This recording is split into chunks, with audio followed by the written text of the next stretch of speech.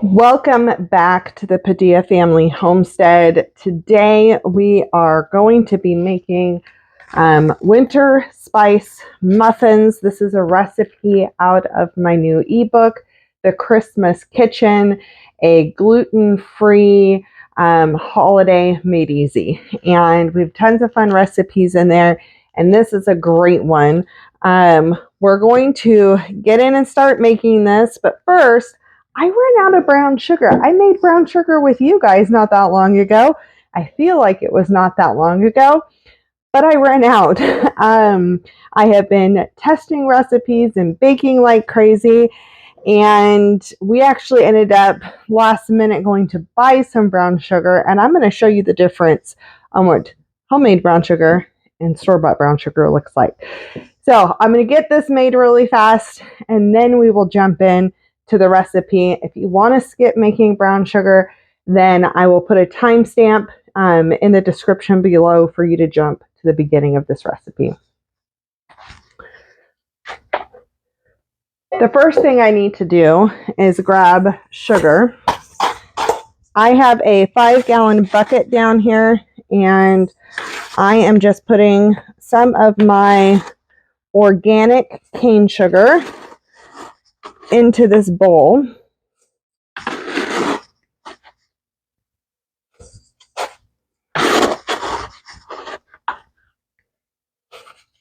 Okay, that is plenty. We're actually winding down our holiday baking and won't be using as much, but I like to have it on hand. Okay, so homemade brown sugar is 2 ingredients. It is sugar, and I'm using organic the organic cane sugar, and then molasses. I have some old-fashioned molasses here.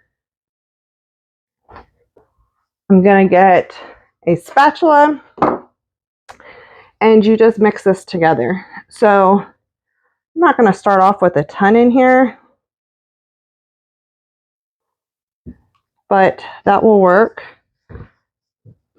So you can kind of see I just sprayed it across the top. Okay, so all you do is you start to work that molasses into the sugar. Now you can do this by hand. You can use a fork. You can use a spatula like this. You can put it into your hand mixer, not your hand mixer, your KitchenAid mixer, and that makes really quick work of it. But today I am doing this. Now, if you decide to use your hands to get in and get the last little bit, I just want to point out, I've talked about this before, but if you use your hands and are working in a bunch of sugar, it's a sugar scrub. And so you're going to have your skin cells all in there. So my suggestion is to wear gloves if you decide that you want to finish working with your hands. I don't know. I feel weird knowing that I'm storing my skin cells in the brown sugar. So I try to not do that.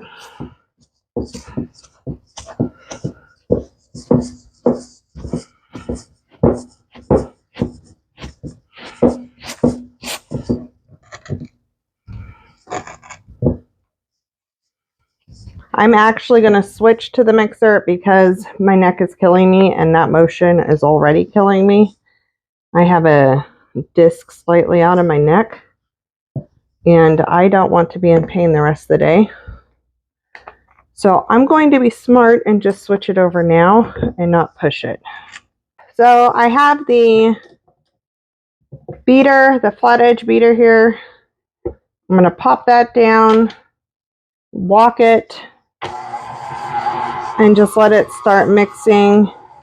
I'm just going to keep it on stir, I think,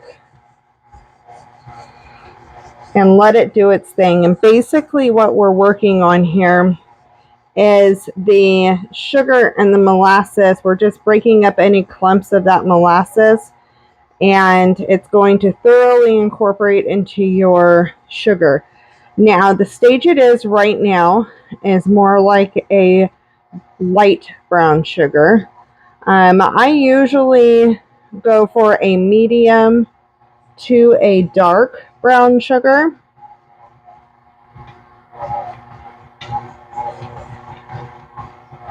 But you can tell this isn't taking very long at all, and it will be done.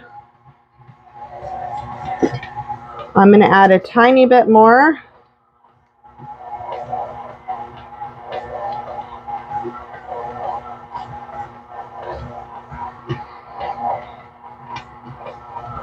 And this is all going to be a preference. The amount that you use will be a preference.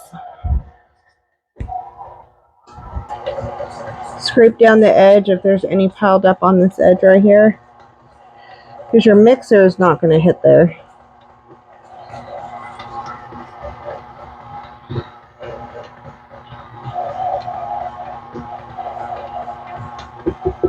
Give it another 30 seconds about, and I'm going to call this done, and I have brown sugar. Is that beautiful? Just want to make sure it's not settled on the bottom at all. It's all mixed in. We're looking good. I want to scrape this little bit of the edge off. Okay. So now I'm going to take that and I'm going to put it in my jar.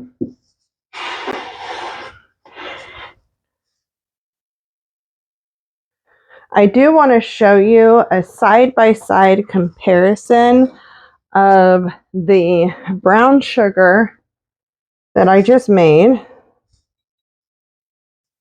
which is a beautiful golden brown sugar, and the brown sugar from the store.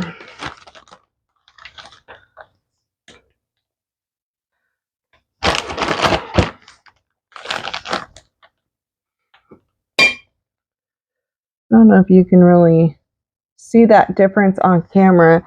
This is a rich golden color. This is like a muted sand color. The texture of using the organic cane sugar versus using, I just think that's regular white sugar, the bleached white sugar. This is going to have actually higher nutritional value for you than this one does. So I could not believe the difference when I saw that, and I was like, I don't want to eat a bag of sand. I want to eat my good brown sugar. So that is what we're making, and that is what we're using.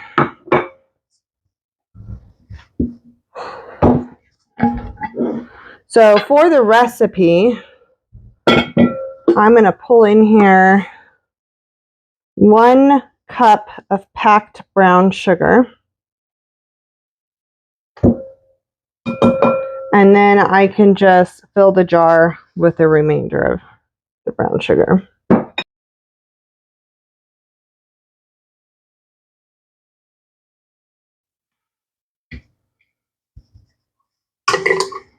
Quick, easy, and I have some to last me for a little bit now. Okay, so we are back and ready to start this recipe. Isn't that crazy though? The difference in the brown sugar, the texture. See if you guys have better light here. This is the store-bought, kind of like sand.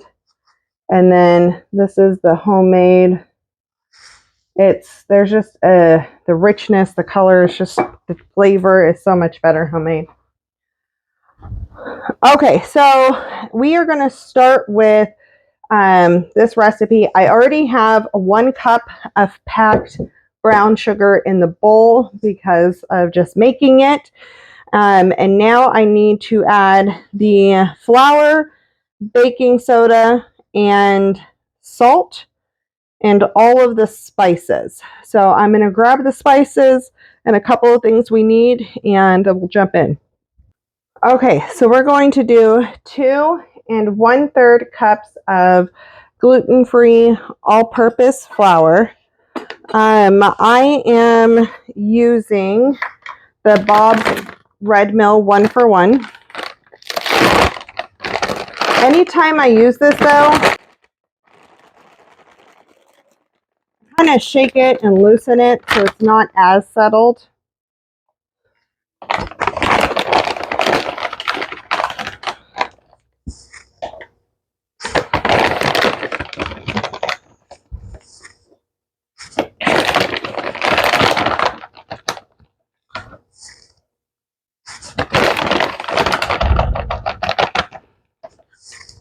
That's 2. And 1/3. We already have the 1 cup of packed brown sugar in here. And we need 1 teaspoon baking soda and 1 teaspoon of salt. So I have the 1/2 teaspoon.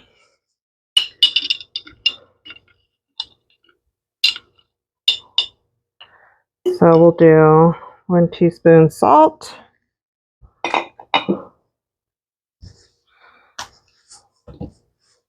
1 teaspoon of baking soda.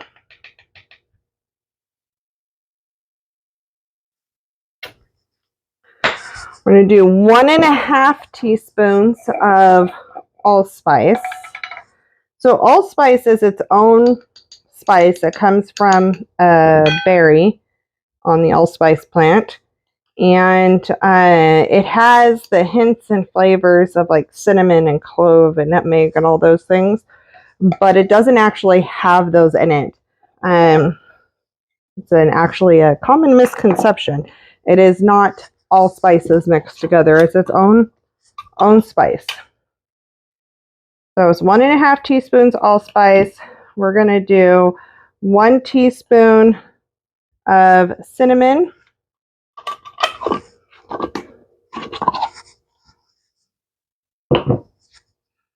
Wipe off that cinnamon really fast. And then we're going to do 1 teaspoon of ginger.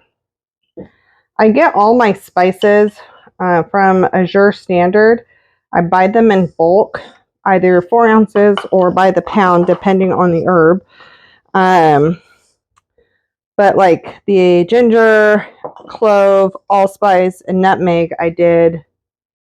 Nutmeg might have been a pound. I don't know. It's 4 ounces or a pound. Everything weighs differently. And then it had to have been 4 ounces because cinnamon is a pound. And there was a lot of cinnamon in that. Okay, so we did the ginger. Now I need 1/2 teaspoon of clove.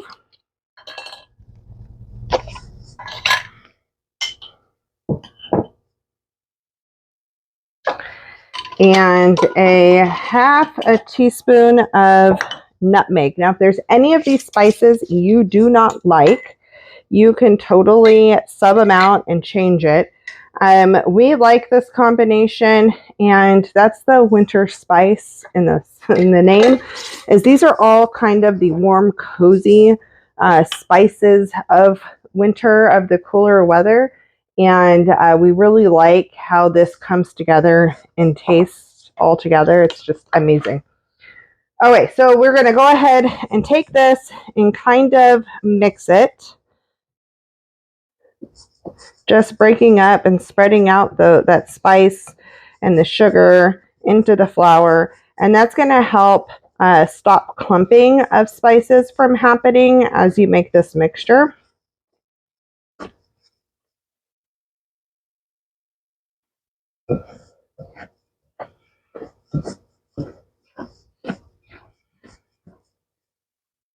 All right. Now what we need to do is we need to add 1/3 of a cup of unsweetened applesauce. I am using applesauce from the store. If you have homemade applesauce, that is great. Use that. So 1/3 cup applesauce. We're also going to do 1/3 a cup of avocado oil, which I do not have right here.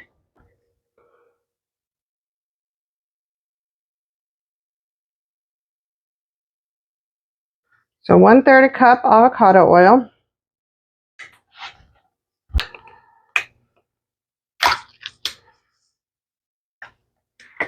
Forgot to shake this. So I have pulp free. You could use pulp if you wanted to. I'm just using simply orange juice. But we're going to do 1 cup of orange juice.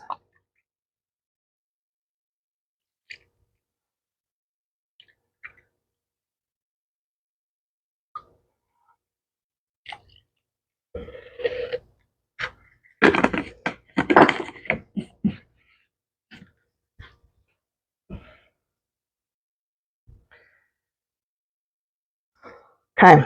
The next thing we're going to do is we're going to add in 2 eggs. I've already float tested these. And I always break into another container just in case I get shell like I just did, or in case it's rotten. But I'll do 1 egg at a time.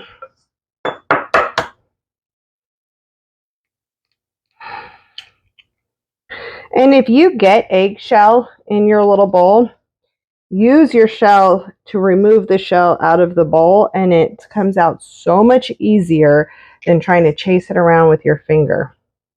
I wish I would have known that years and years ago, but I didn't. Okay, and then we need 1 tablespoon of vanilla extract. I am using homemade vanilla extract. And something I haven't mentioned in other videos that I think is important is if you're doing gluten-free and you're making homemade vanilla extract, you need to use or if you're making something for somebody who's gluten-free, you need to make sure that your alcohol that you're using to make your extract is gluten-free. We use rum for all of our extracts, so we're good there. But there are some that are made from wheat. There are some that have the contaminations and so forth. So you do want to make sure that if you're making extract, that you're making it with gluten-free alcohol. Also, you don't store bread in your sugar to keep it from clumping, things like that if you're going to be baking for somebody who's gluten-free. We just don't naturally do those things because that would really mess up my daughter.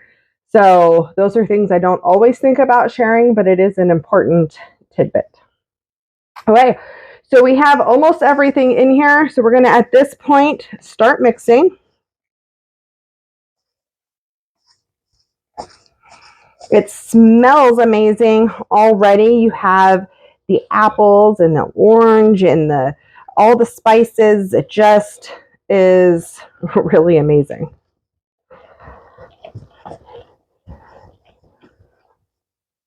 Now, if you notice, I did not tell you to preheat the oven yet. That is because after we get this all mixed up, what I have found is for the best texture of muffin, you need to let this sit for a few minutes. And I found really good success with that. You kind of want the sugar to dissolve a little bit. And so after we get everything all mixed up and the last ingredients mixed in, then that's when we preheat the oven and we let this sit for a few minutes until we are ready to put them in the muffin liners. Okay, so our last ingredients is 1 cup of frozen cranberries and 3/4 of a cup of walnut pieces.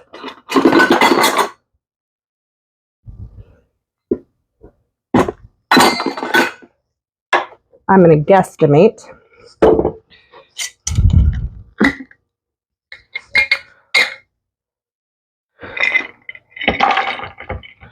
So what I like to do, because I like smaller chunks of walnut pieces, is I measure some out and then I just take them and kind of break them in my hand You could put them in a Ziploc and then smash them and crush them and do all of that. But I find that this is going to break it down pretty good.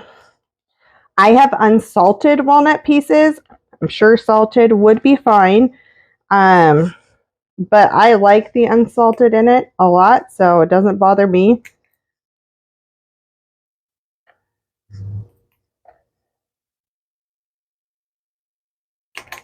If you do not, can't have nuts, just skip the nuts. Be fine without them.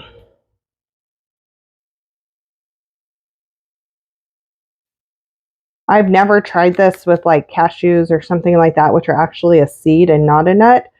So, I mean, you could play with that if you wanted to. If you wanted that crunch, I don't know how that would cook down. Walnuts are kind of softer. So, you can experiment how you wanted with that if you can't have nuts. I like this because we're getting the tart of the cranberry, and we're getting the crunch of the nut. We're getting all the warm spices. We're going to have some sweetness in here with the brown sugar, and then the final ingredient, which we don't put into this bowl.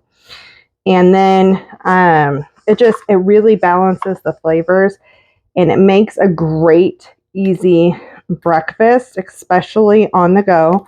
So this is actually what we are having Christmas morning. I'll make these on Christmas Eve, and then I don't have to worry about breakfast. And then our Christmas meal this year is going to be tacos. I was asking my family what they wanted. Did they want turkey or like steaks or anything fancy? And they're like, we want tacos. Sounds great. So super excited about that.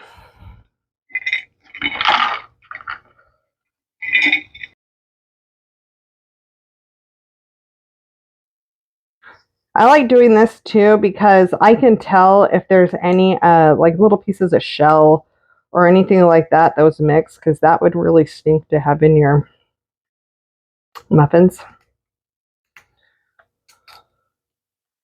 Okay, so we're going to mix this up, get everything combined, and then we're going to let this sit while we preheat the oven. And then what I'll do is I'll come back here when we're just about ready and show you the final ingredient and how we prep these guys, because it's kind of fun. It's one final pop of flavor. I will have this recipe on the blog. It's not going to be you should be able to print it, but it's not going to be in cute printable form. All of my cute PDF printables are in my ebook, and so you can find that recipe in the new, like I said, in the new the Christmas Kitchen ebook. So make sure you take a look at that. And I'm sure this would be great if you made it with regular flour. We're just doing it all gluten-free to make it easy, so I don't have to make multiple batches. So I'm going to let this sit. I'm going to preheat the oven to 350 degrees, and we'll be back as soon as that preheats. So we are just about preheated. I'm going to go ahead and do another stir on here, and then I'm going to walk you through how to do these next steps. So the next ingredient that you'll need, and this is the final ingredient, is orange marmalade. This is amazing. So, I mean, if you don't have orange marmalade, I'm sure you can use something like candied orange peels or something like that. But this is amazing. It's very, very good. So the muffin liners that I really like to use, I get off of Amazon. I actually used this style for my wedding. I made a small cake and then a bunch of cupcakes in this with this dark tulip style muffin liners, and they were rustic and cute and amazing. And everybody really liked the look. So since then, this is kind of just what I use. It just makes it fun. So I get this off of Amazon. I ordered a second pack because I got these to do my daughter's cupcakes for her graduation as well, and then we used them all up. So it was time to revamp it, restock it.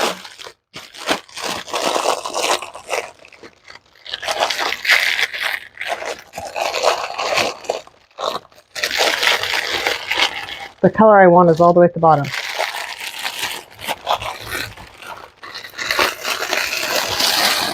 I think there's 200 in this sleeve. They're just super cute, and they kind of spread open, and so it's easy to take your muffin out of or let it expand. This one's kind of messed up. The first one on the bottom can be sometimes messed up, but it's really cute. So I set it here. I'm actually going to bring the camera up and let you see what this looks like from the aerial view as I move on to these next up and prepare to get it into the oven. All right, so we're just going to line each of these, and you'll notice that this gives a lot of extra height over the edge of the muffin pan, and I like that. So the liners are in. One final stir. I could tell like I can't feel the sugar or kind of hear the sugar as I'm mixing it, so it's pretty dissolved at this point.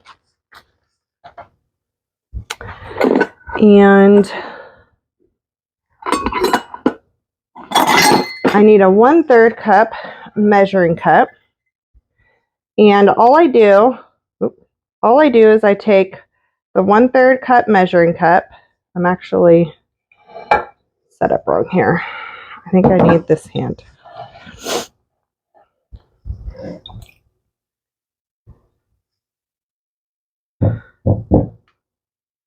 And I'm just going to kind of pour that in, and then if I need to, use this little scraper so I get all the nuts and berries and all the things.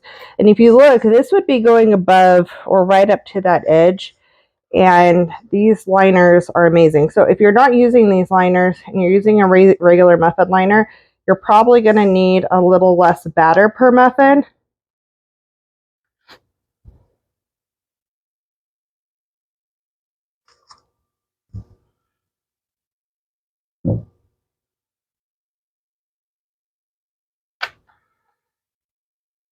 The biggest trick is to try to not make a mess while doing this, which I always seem to do.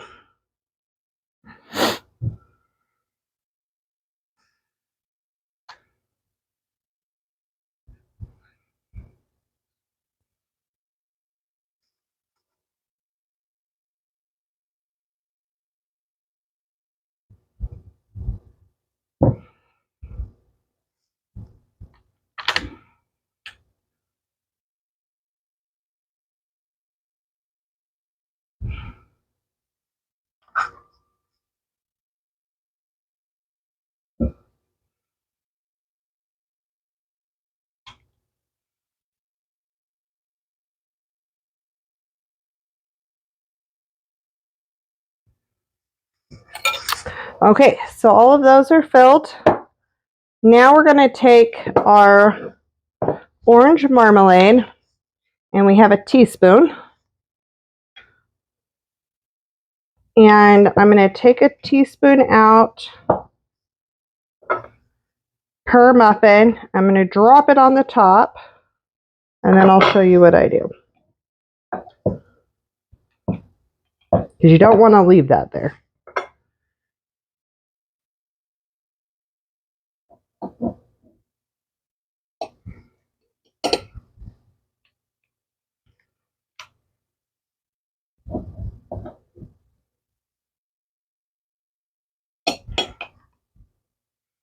And what makes the marmalade so amazing is all these strips of orange peel or citrus peel that's in here.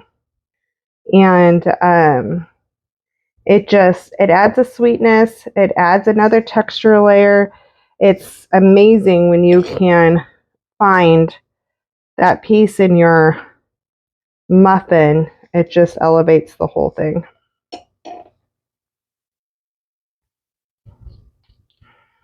All right, so that's 1 teaspoon per muffin tin. Now I'm going to take this, and this is going to kind of spread out the muffin liner, which is fine, but I'm going to spread out that marmalade all throughout the muffin. So hopefully there's not a big chunk and it's not sitting on the top.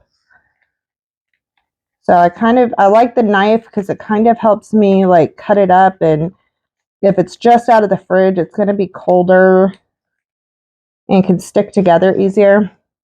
And again, this is spreading out the muffin liner, which is fine because the way it sits in here, it works. The way these liners work, they're meant to spread out like that a little bit. That one needs to separate out a little bit more.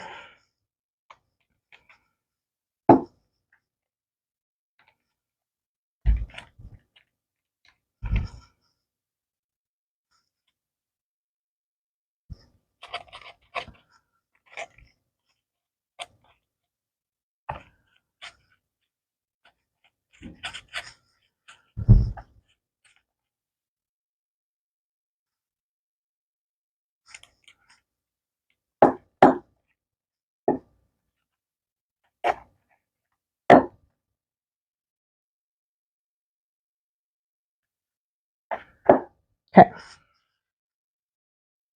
So now we're ready to pop this in the oven. We are going to cook it for 30 to 40 minutes. I'll let you know how long this batch takes when I go to take it out of the oven. You want it to be able to do the toothpick test for it to be done. And then, yeah, we'll come back and you get to see what they look like once they're all done. And the first batch is out. These look delicious. I'll bring them a little closer to the camera. How yummy those look. So I'm going to let them cool for a second before I try to transfer them out of this muffin tin. So these took just about 35 minutes to cook,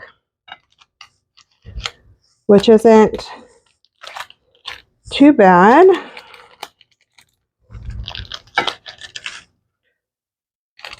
They're super easy to remove because I'm just lifting them by the corners here. And then I just let them cool on the plate, and you could store in an airtight container. These are easily transferred to a Ziploc bag. You could put them in the fridge that way unless you have a bigger container, but they are delicious. So I'm going to get this next batch made, and then I'm probably going to eat one tonight, and then we'll have the rest tomorrow. I hope you enjoy. I hope you try these, and make sure you check down in the description for the links for everything. We'll see you on the next video.